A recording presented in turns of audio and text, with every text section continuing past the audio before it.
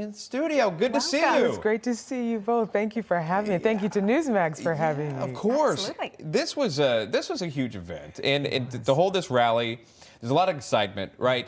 But getting back to your moment and being able to sing the national anthem at Madison Square Garden, that had to be on your list. It the bucket certainly list. was, and I tell you, I certainly, with all of my experiences, first, it's good to be with you all again this morning. All my experiences being with President Trump, and it's been a long journey, this was probably the highlight, to be at Madison Square Garden, certainly in the President and the First Lady's home, my origins here, career-wise, home, and one of the greatest cities in the world. And I tell you, it was such a, I woke up with a bit of a high, still a bit surreal, to think that we were all there last night. That's you on screen, by the way. Yeah, that's right. As we were sitting here watching that video, I thought, wow, She's doing great. What a beautiful She's image. killing But it. I'm telling you, I was looking at our beautiful firefighters and those who served our country. It was such a beautiful moment to stand on stage with them, you know.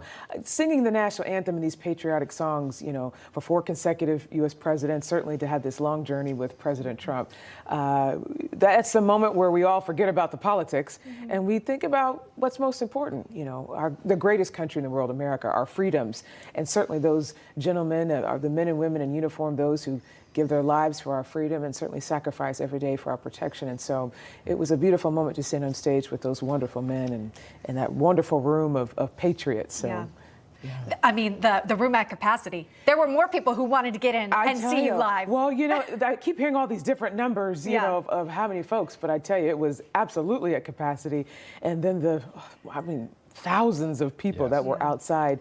And I just think it's a testament to the excitement in the country for President Trump. Yeah, I'm a little biased because I've known the President, the First Lady, and the family a long time. But on the context of the election season, he is the best leader for America. And we need him back in office, certainly what is happening in America and across the world. And so I think all of those people that you saw there last night, it was just a testament of the excitement and the enthusiasm for the president.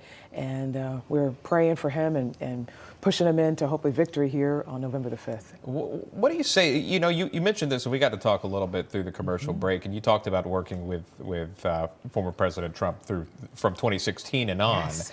Can you talk about what you did, maybe what you saw, maybe things you've seen off camera that maybe some voters don't really get to see about that? Absolutely, and I love those questions because, you know, I think I'll just be frank. The media has portrayed a president that I don't know. You know, I know President Trump and certainly the First Lady as wonderful people, very kind, very generous, been very kind and generous to me, very personable.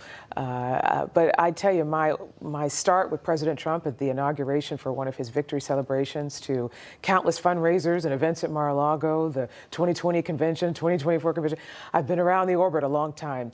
And I see a man who loves God, who loves this country, and who loves all people, all Americans. That's the one thing I can say about President Trump. I think that's why you see such a diversity of communities, certainly this election season, supporting the president, behind the president, because he not only loves all people, but he's presenting policies that are for all people.